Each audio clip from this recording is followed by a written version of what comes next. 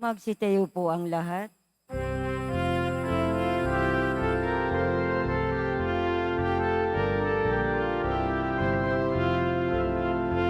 Magsiawit kayo sa Panginoon ng isang bagong awitin.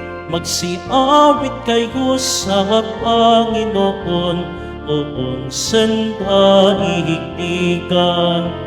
Awitan ang Panginoon at purihin ang kaniyang ngalan. Ipahayag ang kaniyang pagliligtas sa lahat ng panahon.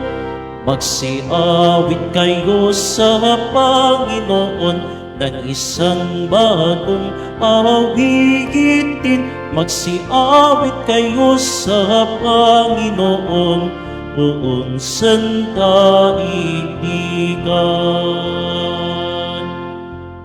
Sa ngalan ng Ama, ng Anak, at ng Espiritu Santo. Amen. Sumainyo ang Panginoon. At sumaiyo rin. Mga kapatid, tinipon tayo bilang angkan ng Diyos, kaya't dumulog tayo sa mawaing Panginoong nagpapatawad ng lubos. Sinugong tagapagpagaling sa mga nagsisisi, Panginoon, kaawaan mo kami. Panginoon, kaawaan mo kami. Dumating na tagapag-anyanyay mga makasalanay magsisi, Kristo, kaawaan mo kami. Kristo, kaawaan mo kami. Nakaluklok ka sa kanan ng Diyos Ama para ipamagitan kami. Panginoon, kaawaan mo kami. Panginoon, kaawaan mo kami. Kaawaan tayo ng makapangyarihang Diyos. Patawarin tayo sa ating mga kasalanan at patnubayan tayo sa buhay na walang hanggan. Amen. Manalangin tayo. Ama naming makapangyarihan, lagi mong lingapin at patnubayan kaming mga kabilang sa iyong angkan. Sa tanging pag-asa naming ikaw ang nagbibigay, kami ay tangkilikin mo at laging subaybayan. Sa pamamagitan ni Hesukristo, kasama ng Espiritu Santo, magpa sa walang hanggan. Amen. Magsiupo muna ang lahat. Pagbasa mula sa aklat ng Henesis. Sinabi ng Panginoong Diyos, hindi mainam na mag-isa ang tao. Bibigyan ko siya ng makakasama at makakatulong. Kaya lumikha siya ng mga hayop sa parang at ibon sa himpapawid. Inilapit sa tao at ipinaubaya dito ang pagbibigay ng pangalan sa mga iyon. Kung ano ang kanyang itawag, iyon ang magiging pangalan nila. Ang tao nga ang nagbigay ng pangalan sa lahat ng ibon at mga hayop, maging maamo o mailap. Ngunit wala isa man sa mga ito ang angkop na kasama at katulong niya. Kaya't pinatulog ng Panginoon ang tao. Samantalang nahihimbing, kinuha niya ang isang tadyang nito at pinaghilom ang laman sa tapat niyon. Ang tadyang na iyo'y ginawa niyang isang babae at inilapit sa lalaki. Sinabi ng lalaki, sa wakas, narito ang isang tulad ko, laman ng aking laman, buto ng aking buto. Babae ang siyang itatawag sa kanya, sapagkat sa lalaki nagmula siya. Ito ang dahilan kaya iniiwan ng lalaki ang kanyang ama at ina upang sumama sa kanyang asawa, sapagkat sila'y nagiging isa. Kapwa sila hubad, gayon may hindi sila nahihiya. Ang salita ng Diyos. Salamat sa Diyos. Mapalad ang sumusunod na taong may takot sa Diyos. Mapalad ang sumusunod na taong may takot sa Diyos. Mapalad ang bawat tao na sa Diyos ay may takot. Ang maalab na adhikay sumunod sa kanyang utos. Hindi siya magkukulang sa anumang kailangan. Ang buhay ay maligaya't uunlad ang kanyang buhay. Mapalad ang sumusunod na taong may takot sa Diyos. Sa tahanan, ang asaway parang ubas na mabunga, bagong tanim na olibo, sa may dulang ang anak niya. Mapalad ang sumusunod na taong may takot sa Diyos. Ang sinuman kung ang Diyos buong pusong susundin, buhay niya ay uunlad at laging pagpapalain. Mula sa Siyon, pagpapala nawa ng Diyos ay tanggapin at makita habang buhay, pag-unlad ng Jerusalem. Mapalad ang sumusunod na taong may takot sa Diyos. Magsitayo po ang lahat.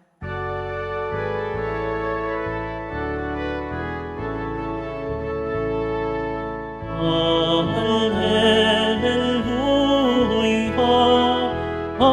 Hallelujah, Hallelujah, Hallelujah.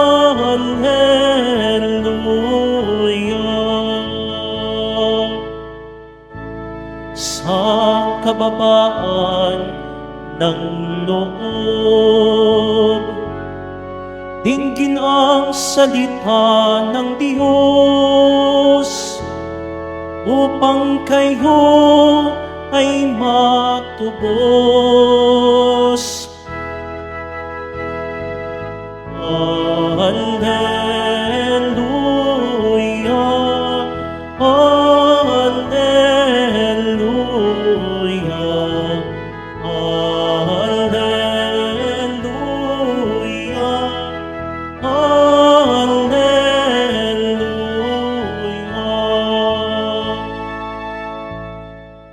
Sumayin niyo ang Panginoon. At sumayo rin. Ang mabuting balita ng Panginoon ayon kay San Marcos. Papuri sa iyo, Panginoon.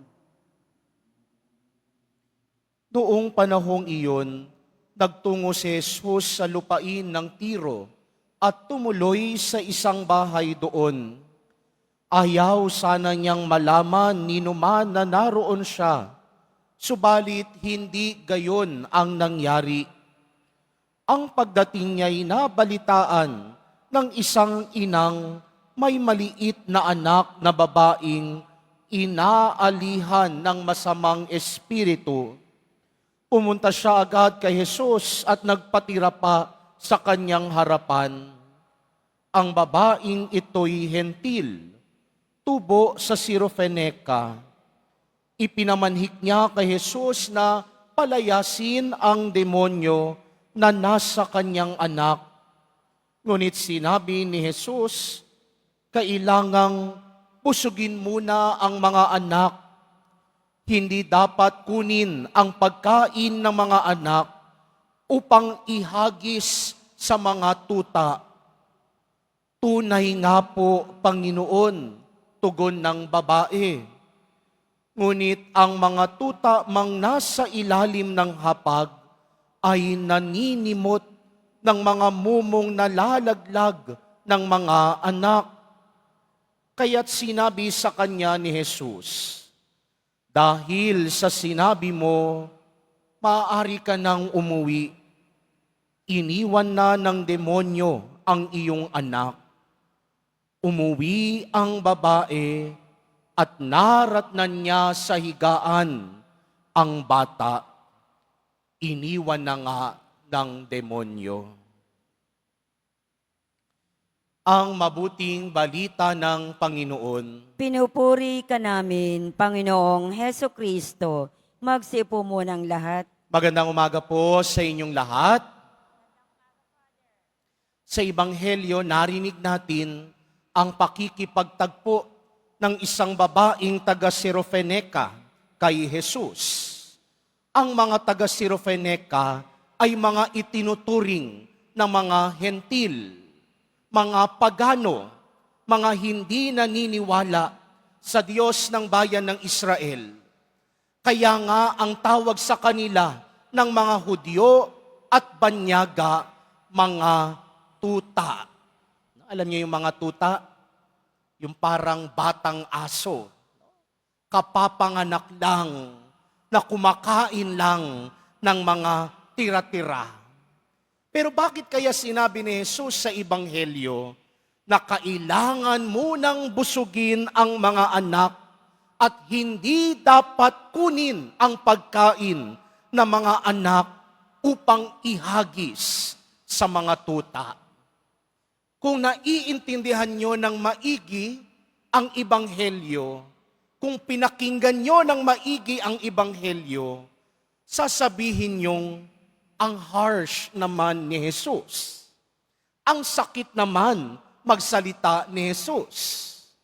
Pero malinaw sa babaeng taga-Sirofeneca at kay Jesus na ang bayan ng Israel ang piniling bayan ng Diyos. Nangangahulugan na magsisimula sa bayan ng Israel ang planong pagliligtas ng Diyos. Pero hindi ibig sabihin nito na wala siyang pakialam sa mga hentil. Hindi ibig sabihin na wala siyang pakialam sa mga taga-Sirofeneca. Pero ano ang mahalagang itinuturo sa atin ng tagpuang ito sa Ebanghelyo? Madalas, katulad ng babaeng hentil, katulad ng babaeng nagmamakaawa para sa kanyang anak, madalas ganun din tayo sa ating pananalangin. Merong pangungulit, merong pagpupursigi, merong pag-asa na kahit alam natin sa sarili natin, hindi natin alam kung kailan darating. Pero merong pagtitiwala dahil kayang gawing posible ng Diyos kahit yaong mga imposible. At nakita ni Jesus Nazareno ang pagpupursige ng babaeng taga-Sirofeneca. Kaya sabi ni Jesus Nazareno sa babaeng yaon, dahil sa sinabi mo, maaari ka nang umuwi. Iniwan na ng demonyo ang iyong anak. Malaya na, magaling na ang iyong anak dahil sa iyong pagpupursigi. Siguro karamihan sa atin ngayon, naririto sa Quiapo, sa dambana ni Jesus Nazareno, sa araw na ito, dahil merong nais ipagpumilit, merong nais ibulong, merong nais ipagdasal kay Jesus Nazareno. Hindi man ang sarili natin, pero nais nating ibulong at ipamanhik kay Jesus Nazareno, ang isang mahal natin sa buhay na dumadaan sa banig ng karamdaman. At pinapaalalahanan tayo ngayon ni Jesus Nazareno na katulad nawa ng babaeng taga-Sirofeneca, bagamat alam niya sa sarili niyang hindi siya karapat-dapat para pakinggan, pero dahil sa kanyang pagpupursige, naging posible ang imposible. Yan ang pananampalatayang merong pagtitiwala. Kaya sana kapag tayo'y nagdadasal, ganun din, merong pagtitiwala kung anuman ang maging kalooban at plano ng Diyos. Huwag lang sana nating ipagdasal kung ano ang gusto nating mangyari.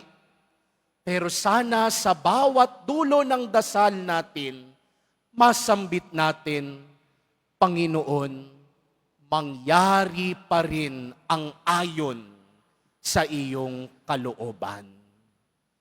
Yan ang pananampalatayang may pagtitiwala.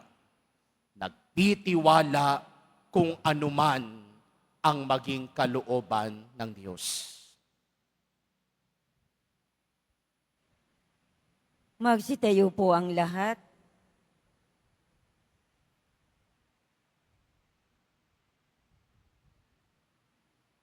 Minamahal kong mga kapatid, binuwag ni Hesukristo ang pader na naghihiwalay sa mga Hudyo at Hentil bilang isang sambayanan ng iisa, bago at walang hanggang tipan.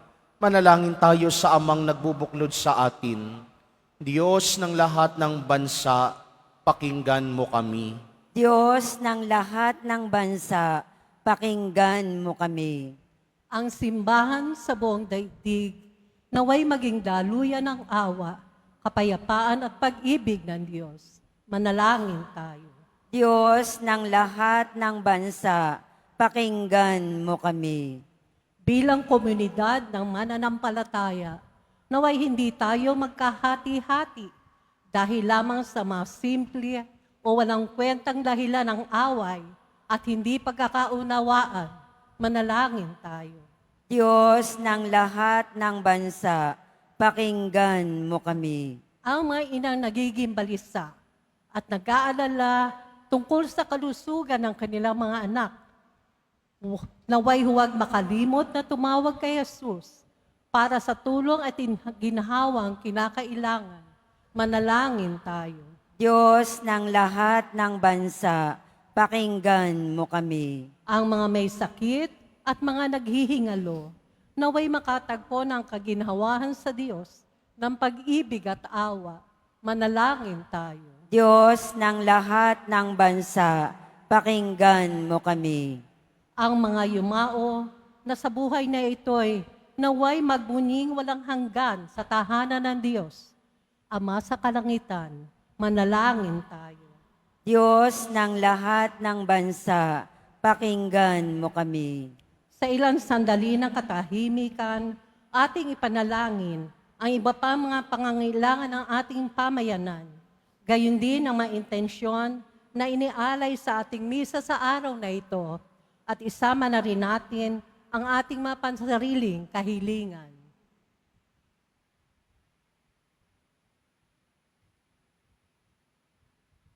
Manalangin tayo.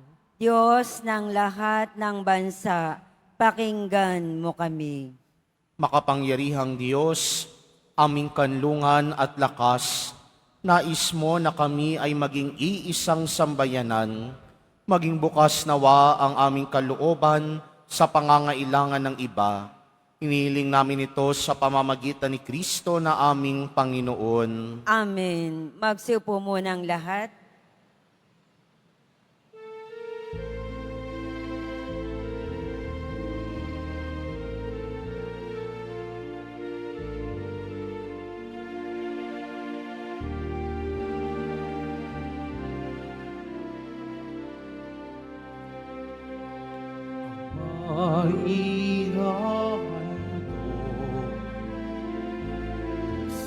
O Panginoon,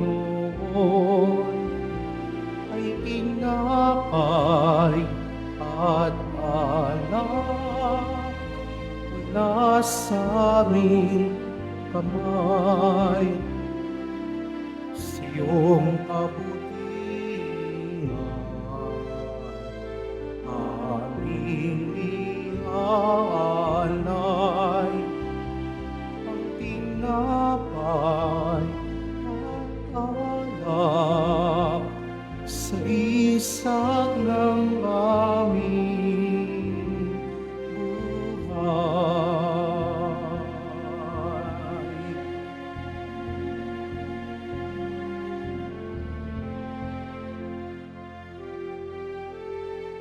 Magsitayo po ang lahat.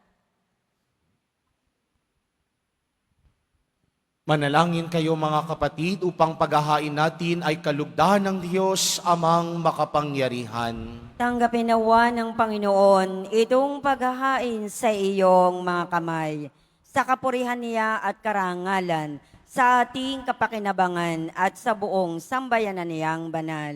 Ama naming lumikha, ang pagkait inuming narito ay iyong ginawa upang mapalakas kaming mga mahihina. Ipagkaloob mong ito ay aming mapagsaluhan bilang pakikinabang sa buhay mong pangmagpakailanman.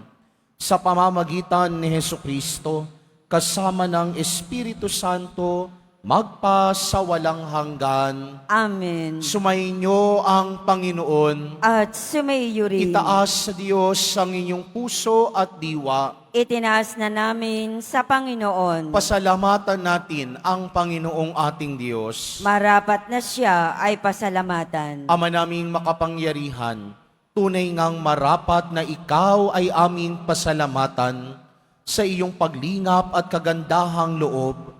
Ang tao'y nilikha mo't pinangasiwa sa sansinukob. Sa hangad mong siya'y iwastong lubos, siya'y pinagdusa mo sa kanyang pagtalikod. Sa iyong paggiliw, iyong ipinahintulot na makabalik siya sa pamamagitan ni Kristo Jesus.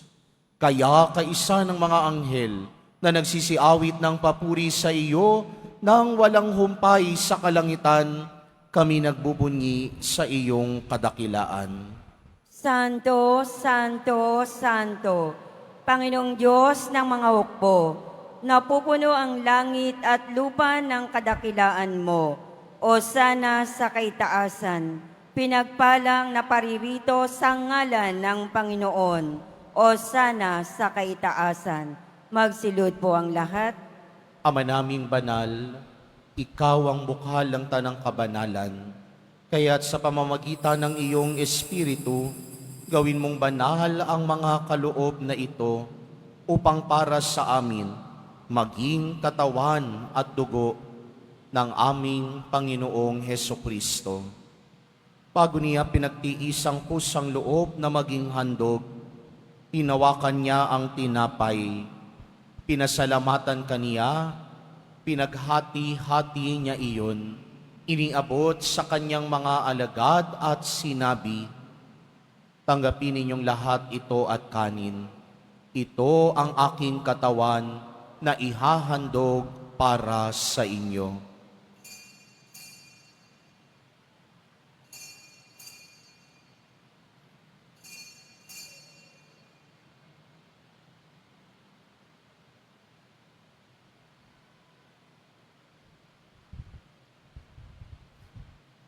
Gayun din naman noong matapos ang hapunan, hinawakan niya ang kalis.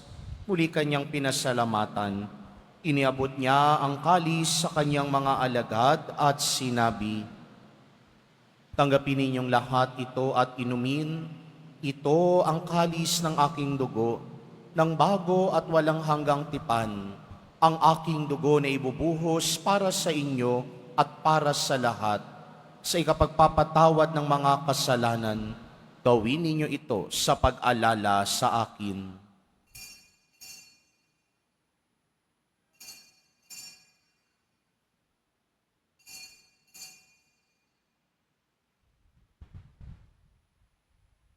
Magsitayo po ang lahat. Ipagbunyi natin ang misteryo ng pananampalataya. Si Kristo'y namatay, si Kristo'y nabuhay, si Kristo'y babalik sa wakas ng panahon. Ama, ginagawa namin ngayon ang pag-alala sa pagkamatay at muling pagkabuhay ng iyong anak, kaya't iniaalay namin sa iyo ang tinapay na nagbibigay buhay at ang kalis na nagkakaloob ng kaligtasan. Kami nagpapasalamat dahil kami iyong minarapat na tumayo sa harap mo para maglingkod sa iyo. Isinasamo namin kaming magsasalo-salo sa katawan at dugo ni Kristo ay mabuklod sa pagkakaisa sa pamamagitan ng Espiritu Santo. Ama, lingapin mo ang iyong simbahang laganap sa buong daigdig. Puspusin mo kami sa pag-ibig. Kaisa ni Francisco na aming Papa at ni Jose na aming obispo at ng tanang kaparian, alalahanin mo rin ang mga kapatid naming nahimlay na may pag-asang sila'y muling mabubuhay, gayon din ang lahat ng mga pumanaw.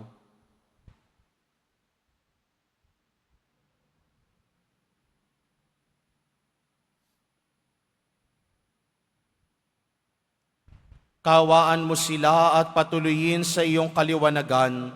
Kawaan mo't pagindapatin kaming lahat na makasalo sa iyong buhay na walang wakas, kaysa ng mahal na Birheng Maria na ina ng Diyos, ng kabiyak ng puso niyang si San Jose, kaysa ng mga apostol ni San Juan Bautista at ng lahat ng mga banal na namuhay dito sa daigdig ng kalugod-lugod sa iyo, maipagdiwang nawa namin ang pagpupuri sa ikararangal mo sa pamamagitan ng iyong anak na aming Panginoong Hesukristo.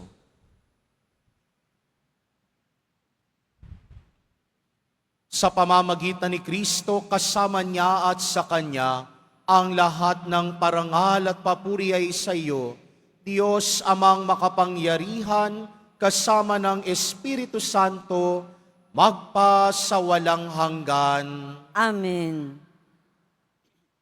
Sa tagubilin naman nakagagaling na utos at turo ni Jesus na Panginoon natin at Diyos, ipahayag natin ng lakas loob. Ama namin, Sumasalangit ka, sambahin ang ngalan mo, mapasa amin ang kaharian mo, sundin ang loob mo dito sa lupa para nang sa langit. Bigyan mo kami ngayon ng aming kakanin sa araw-araw at patawarin mo kami sa aming mga sala para ng pagpapatawad namin sa nagkakasala sa amin. At huwag mo kaming ipahintulot sa tukso at iadya mo kami sa lahat ng masama. hinihiling namin kaming iadya sa lahat ng masama, pagkalooban ng kapayapaan araw-araw, iligtas sa kasalanan, at ilayo sa lahat ng kapahamakan. Samantalang aming pinananabikan ang dakilang araw ng pagpapahayag ng tagapagligtas naming si Hesukristo. Sapagkat iyo ang kaharian at ang kapangyarihan at ang kapurihan magpakailanman. Amen. Panginoong Hesukristo, sinabi mo sa iyong mga apostol, kapayapaan ang iniiwan ko sa inyo, ang aking kapayapaan ang ibinibigay ko sa inyo. Tunghayan mo ang aming pananampalataya at huwag ang aming pagkakasala.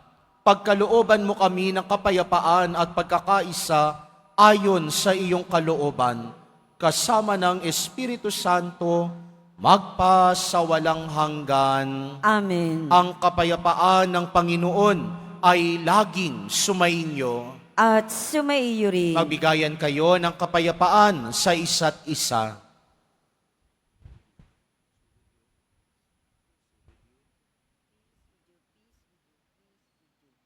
Kordero ng Diyos na nag-aalis ng mga kasalanan ng sanlibutan, maawa ka sa amin. Kordero ng Diyos na nag-aalis ng mga kasalanan ng sanlibutan, maawa ka sa amin. Kordero ng Diyos na nag-aalis ng mga kasalanan ng sanlibutan, ipagkaloob mo sa amin ang kapayapaan. Magsilod po ang lahat.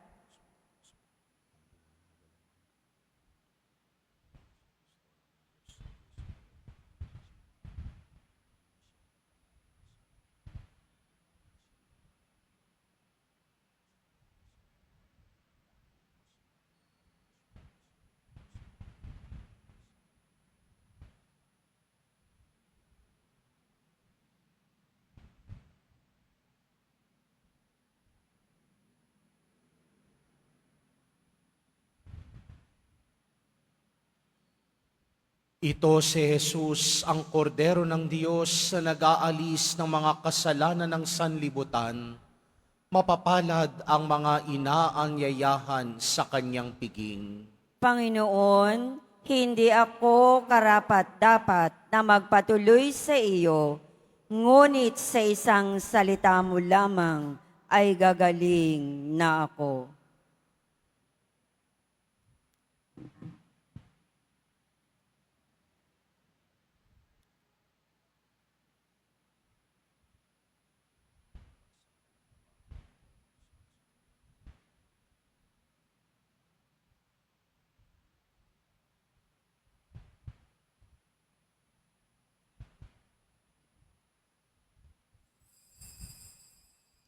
Para sa lahat ng tatanggap ng banal na komunyon, sasagot po tayo ng amen.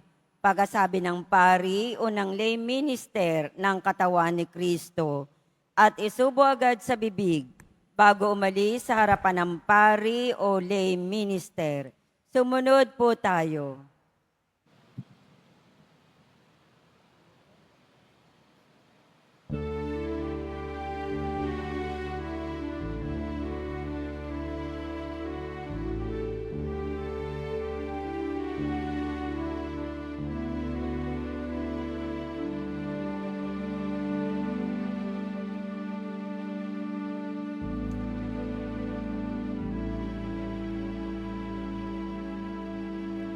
Soul of Christ, sanctify me. Body of Christ, save me. Water from the side of Christ, wash me. Passion of Christ, give me strength. Heal me, Jesus. Hide me in thy wounds, that I may never leave thy side. From all the evil that surrounds me, defend me. And when the call of death arrives, bid me come to thee, that I may praise thee with thy saints forever. Hear me, Jesus, hide me in thy wounds, that I may never leave thy side. From all the evil that surrounds me, defend me. And when the call of death arrives, bid me come to thee, that I may praise thee with thy saints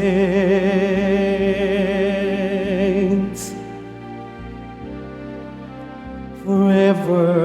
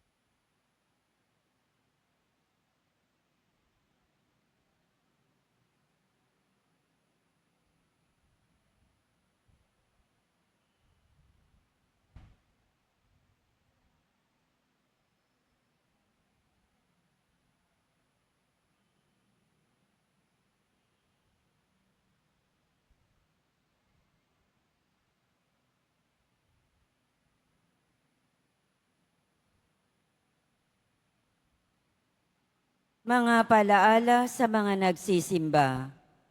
Pagkatapos ng misa, wiwisikan po ang lahat ng banal na tubig. Pinakikiusapan ang lahat na manatili lamang muna sa inyong mga lugar. Tanging sa Quezon Boulevard o sa Plaza San Juan lamang ang labasan ng lahat. Sumunod po tayo. Maraming salamat po sa inyong pagdalaw at pagsisimba sa Basilica Menor at Pambansang Dambana ni Jesus Nazareno. Magsitayo po ang lahat. Manalangin tayo. Ama naming mapagmahal, sa pagkait inuming pagkakaisa ang ibinigay, kami ay niloob mong makapakinabang. Kaisa ni Kristo kami naway makapamuhay, upang makapamunga ng may kagalakan para sa kapakanan ng aming kapwa-tao sa sanlibutan. Sa pamamagitan niya, kasama ng Espiritu Santo, magpa sa walang hanggan. Amen. Sumainyo ang Panginoon. At sumaiyo rin. Mahal na poong Jesus Nazareno, inihayag mo sa pamamagitan ng krus ang walang maliw na pag-ibig ng Diyos sa sangkatauhan. Pakinggan mo po ang kahilingan lalo na para sa mga nangangailangan ng iyong tulong at awa. Makamtan nawa namin ang iyong kasagutan na may utang na loob na tinatanaw. Basbasan din po ninyo itong mga imahen at dasalan upang lalo kaming manalangin at magtiwala sa pamamagitan ng bendisyon na ito, naway lalo kaming maging mapaglingkod, masunurin at tapat sa iyo na aming maluwalhating Panginoon, magpa sa walang hanggan. Amen. At pagpalain at pag-ingatan kayo lagi ng makapangyarihang Diyos, Ama, Anak, at Espiritu Santo. Amen. Naialay na ang banal na Eucharistia, pumayo kayong taglay ang kapayapaan ng poong Jesus Nazareno. Salamat sa Diyos.